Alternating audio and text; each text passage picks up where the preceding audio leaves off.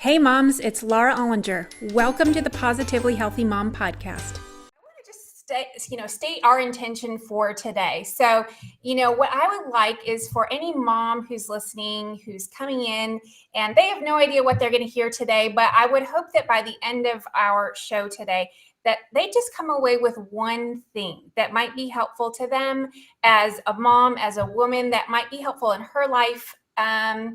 And I'm so confident that you will be able to provide that one little nugget of wisdom for moms today. So let me backtrack just a little bit. So 30 years ago, Lisa and I met in college as sorority sisters, and here we are today, as adult women with children, and we've hooked up a few years ago, just starting to talk about what we're doing. And I was so interested when I heard what you were doing, and you sent me one of your sermons that you gave at your church about, your body and the love of your body and how that relates in your faith. And so I thought, wow, that's such a great topic. And I was dying to bring you on. And then ever since then, you've kind of blown up with this Facebook group that you have. So I can't wait to hear you explain more about kind of what you're doing and why you're doing it.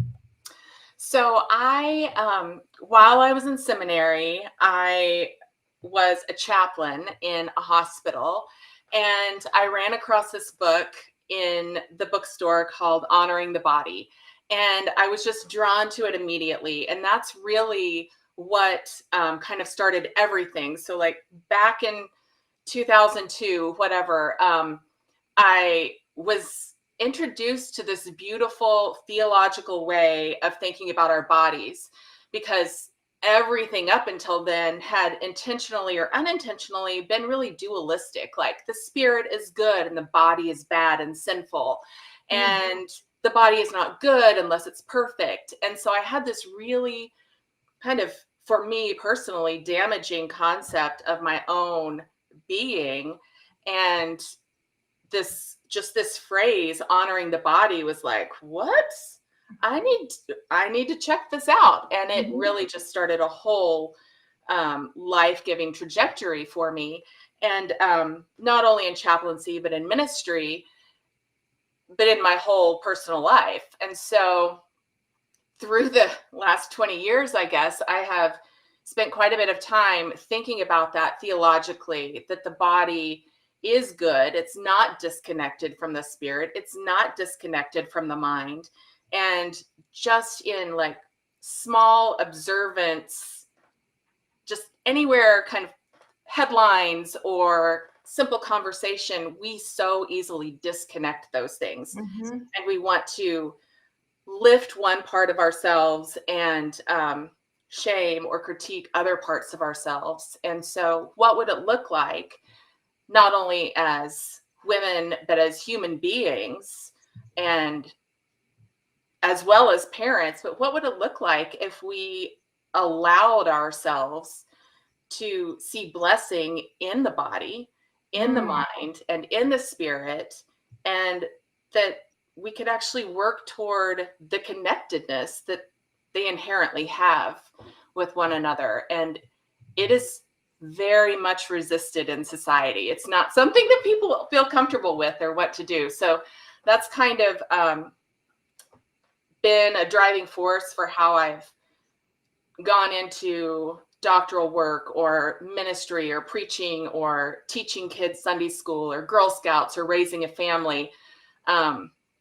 It's a concept I go back to, and I try to hold myself to it, but it's a challenge. It's hard. It's hard to do. It does sound hard. So that's what I was going to ask is like, how do you teach that, just first of all, to yourself? And then second of all, to your kids? I know you have 2 girls and a boy, some teenagers, some tweens. And, that's, if it's a hard concept for you as an adult to grasp, then how do you teach that to kids? So I think that's a 2-part question. How did you kind of align these 2 things? Because like, I completely agree. They feel very separate. That's how we're kind of raised in our society, to think of these things as separate, but you've merged them together beautifully. So how did you do that? I'm still figuring it out every day. But I would say, so I made an intentional decision. My husband and I both made an intentional decision. I mean, I guess I kind of informed him what our intentional decision was going to be when we had kids, that, people have babies and there's oh, what a chunky baby. I was like, let's not really wrap our minds around talking about the physical body of our baby and encouraging let's talk about the health of our baby, and just starting at the beginning, not talking about the body in a way that is critical, or sometimes I lose words. No, but I think I would love to jump in, because I feel like one of the things that just immediately popped into my head is we always see little girls and we say, oh, they're so cute, they're so pretty. Mm-hmm. That's the first thing that people say. Even I do it. I catch myself when one of my daughters looks really cute. I'm like, oh, you look so pretty, right? It's always like our instinct is to go to how we look. Right. Instead of, wow, you're looking strong today, or yes. Wow, you seem super prepared today, or you seem really on top of things today, or you're, very alert today. Like, right, all the other little nuances of our kind of physical being.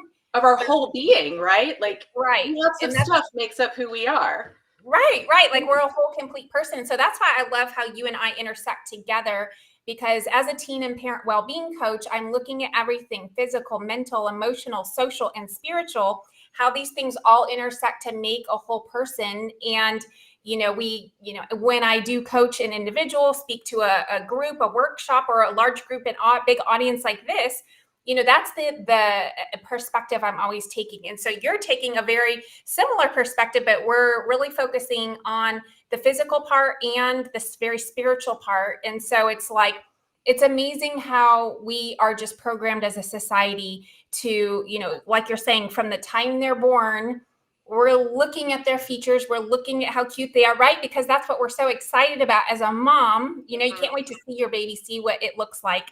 I always think it's funny when I call a baby it, but you know what I mean? Exactly. And so, right, I think that's such a great challenge that you gave to your husband and the two of you as parents together, to kind of notice the other qualities and the other features of your kids. And so that's kind of how you've programmed yourself to think of them in a different way, and probably also yourself in a different way. It's been a challenge all along, whether or not you're talking to close family or friends. It's just a very typical, it's a societal norm, right? But I noticed even today, I was talking with a dear friend with her baby boy and her toddler little girl, and they were just kind of doing their thing. And I was trying to be very intentional as I interact with the 2-year-old, like, you are so curious. Like, what a creative little girl you are to want to play hide and seek, not just what a pretty smile you have. Like, those are great things, but the world is going to give you plenty of that. And so how do we change the conversation to add the other piece that seems to be so missing? And within the church, I would say, and I don't think that this is just for the church or just for the Christian tradition. I think that this is kind of a global thing. Like, within any community, I think there is a tendency to be very uncomfortable talking about the body in a positive way, because that may just suddenly lead to uncomfortable conversations that people don't think you should have with children or people in other families. And so there's a hesitancy around that, and people have such different concepts of what is okay and not okay. So going into it, thinking about honoring the body, thinking about that with my kids, most of the hard work is the conversations you have just in every day about your own self. So that is really that's where you have to start. That's where I had to start. And I have been very intentional when I've changed. eating habits or different things like that. Like I have multiple sclerosis. And so sometimes I'm really, really intentional on what I'm going to eat, whether it's going to be inflammatory or not inflammatory. Anti-inflammatory foods really help out how my body feels. But I don't ever say I'm going on a diet and I'm going to do this. And my kids, I said, well, you know, mom's got this going on. She's not feeling as well. I'm not feeling as well. And I really need to cut down on the inflammatory food that is probably going to affect you and the stops we're going to make at Starbucks and what I want to have in the house. And sometimes perception, even though these aren't language, traditional language that we would have in our house, it's in the world. Well, mom's going on a diet. I'm like, well, mom, I mean, everything we have is a diet, right? What we eat is a diet. Exactly. But mom is just paying more attention to her nutrition. So rather than shaming my body because it's not a certain size and I can only eat this because of this, and you need to look like this because every other sixth grader looks like this, or this is the size that the doctor says, like, I just don't have those conversations with my kids. And we work really hard to focus on the fact that I work really hard. I think Zach does too, that they're bright kids. They have a lot going on in their minds. They have hearts full of different feelings. And so along with honoring the body is also not being perfect. So I say that all the time to my kids, especially in the competitive realm of things, but like perfection is not expected on the field, on the court, in the classroom, in our bodies. Perfect isn't expected. That's not normal. That's not real. And so introducing that theological concept of grace along with the idea of honoring who we are in our body, mind, and spirit, but it has to be modeled. And that's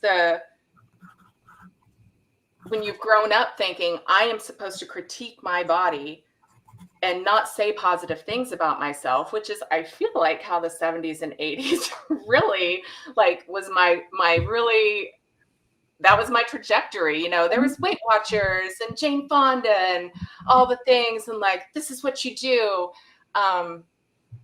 Like, I grew up thinking I'm not enough. And so to suddenly shift as a young adult to like, wait, enough? Like, I'm enough?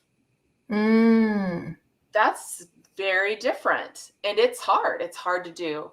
It's really hard to do.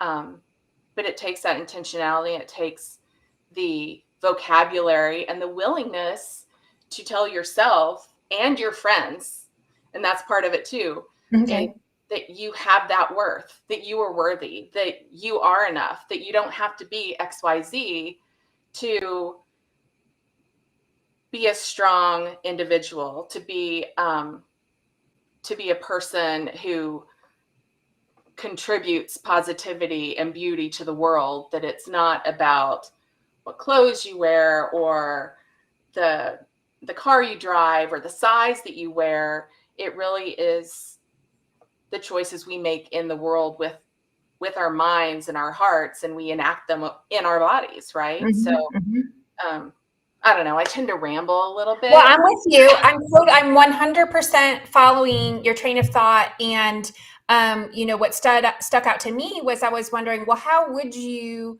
communicate that to friends in a positive way? And what I want to backtrack just for a second is, the way I work when I'm coaching a client, people always say what they don't want.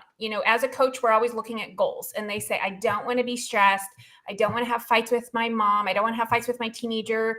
I don't want to be overwhelmed. I don't want to make bad grades. I don't want, right? All the things they don't want.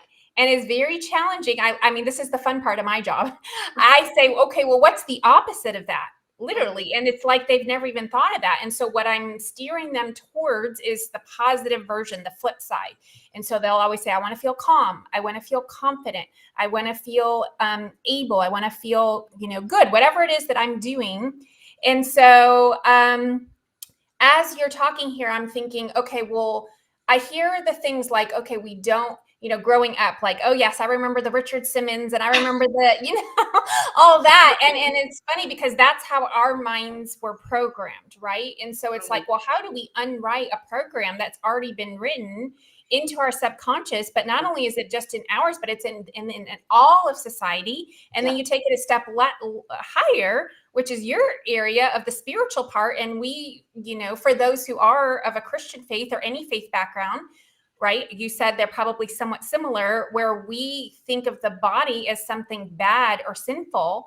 So as you said that, I'm thinking, well, what is the good version of the body? Like, how is the body good? How can you, I guess the word would be glorify the body. Like, how can it be a positive thing that's not shameful from the Christian perspective, but also like, this is a kind of complicated question. Sorry, it's two things at one time. What is the goal, right? And for you, it's to feel good, to have energy, to be healthy, to be strong. You didn't say that one, but I'm kind of jumping ahead with that one. For me, I know like mental clarity is really big for me. I've got with 4 babies that I've had. I went through a lot of brain fog when my kids were born, and I've worked really hard to make sure everything is, working really well with my body so that I can think in a really clear way and have a good memory, have energy, be able to learn new things. So in your words, like I loved the word you said, grace, and I'm wondering like, how can we translate that to people who might not normally have that word grace in their vocabulary? That might not be a go-to word. Sure. So again, I kind of stacked a bunch on, I apologize, but I'm just trying to like shift people towards what is the positive of all this. Mm-hmm.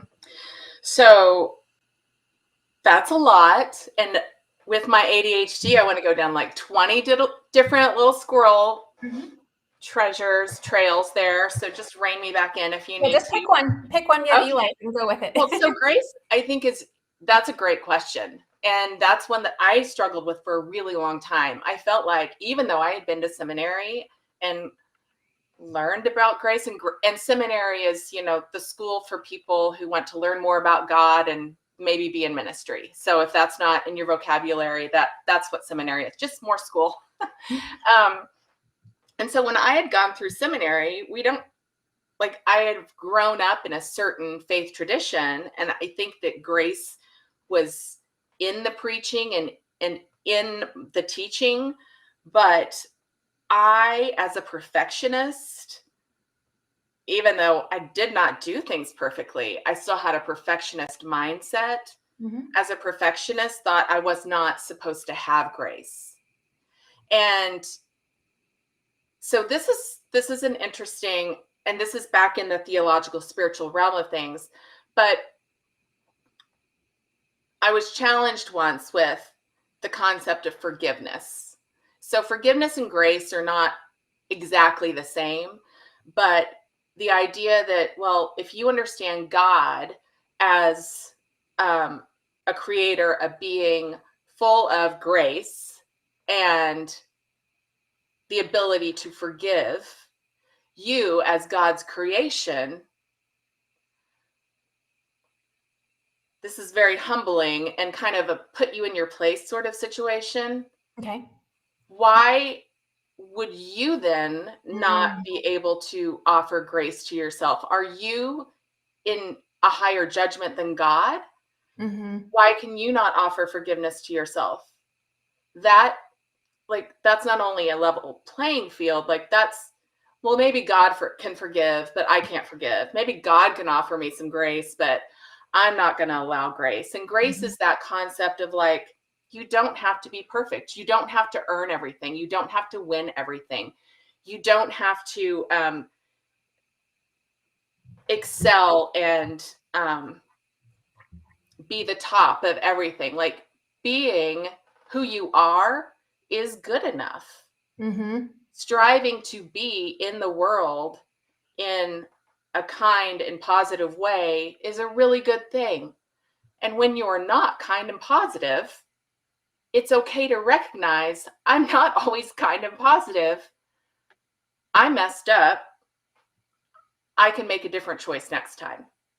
So it's not taking the opportunity to then berate yourself and shame yourself because of what you did in parenting or what you did in a relationship or how you did or did not set an example at a school event. It's having grace is saying it's an awareness of, not my best moment. I would like to do things differently next time. You know what's crazy? Oh, go ahead. Sorry. Go ahead. What's crazy as what you're describing to me sounds like growth mindset. Yeah. That's how people would call, that's what we would call it, right? That's what I would call it. So, one thing we really want to get away from is black and white thinking, that all or nothing. Those are, that's an automatic negative thought. And so that's what causes people to live in judgment of themselves. That is what causes people to have low self-worth because they're always beating themselves up. That's what causes people to become perfectionists. You mentioned you have this perfectionist tendency, right? Because you were trying to be enough. You were trying to be the all or nothing, right? You were trying to have the all. And if you didn't have the all, then you weren't good enough, right? There was no gray zone, right? And so the gray zone, I think, is the grace, is what you're saying. And it's saying no matter where you fall on this spectrum, it's okay. You're good enough. You're good enough as you are. Why? Because from your perspective, God made you. A, that should be reason enough. Right. And B, you're just here. You're human, right? Like the minute you're born, or, I don't want to get into anything too deep, but, you're enough. You're enough as you are. And so kind of the next thing I want to do is just like keep on this fantastic topic, but like shift it into a little bit of a different lens. I'm going to pause this conversation with Lisa. If you'd like to hear more, listen to my next episode of The Positively Healthy Mom. Thank you for listening to the Positively Healthy Mom podcast, because there's no manual for the hardest job in the world. Don't forget to subscribe and share with your friends.